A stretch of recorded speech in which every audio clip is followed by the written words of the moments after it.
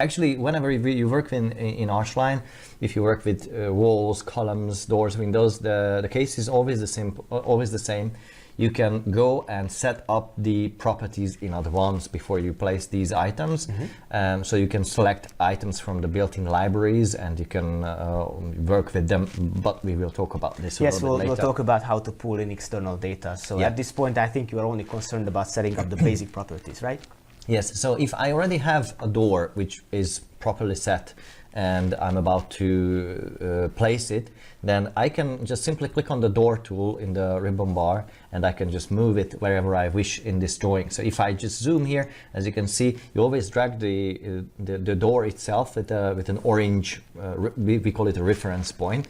And with that reference point, you can move along this straight wall now, and you can set up the distance. So now, as you can see, there is a value over there. If I type the distance, let's let it be 1,100. I'm working in millimeters. Yeah. So if I hit enter, then the door is there. It's actually nearly there because you then need to set up the opening direction. So you can just open it to the right, to the left, to in or out. You can later modify this. Actually, let me show you that. Let me show you that before I forget. So if you just zoom into this already placed existing item, you can find several things. We call them markers.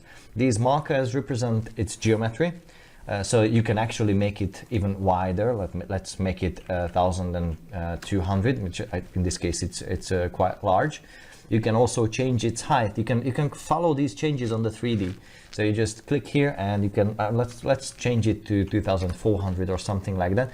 So whenever you make changes, even if you would like to change this later on to something else, you can do that.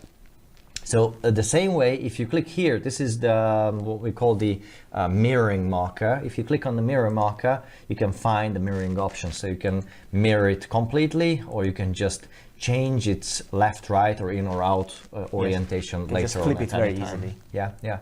Let me show you one another thing. If you have a door, you have at least two options in case of a wall. You can place this door here inside or outside. Let me show you what's the difference. If you click on this door tool and instead of being here, you move your mouse to the outside and then you just make a door similar. I will also open this outwards.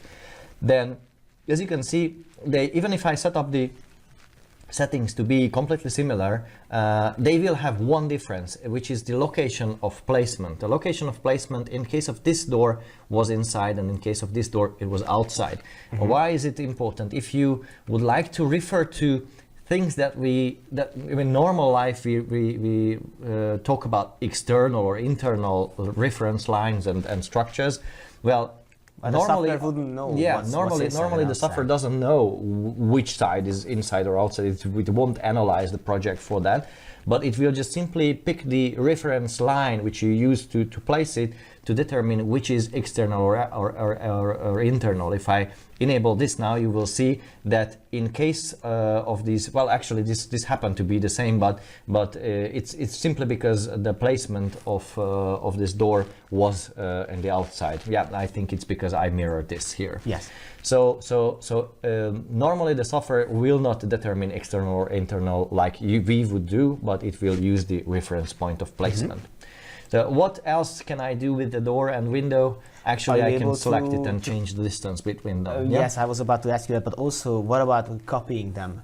Yeah, you can do that as well. There are several options.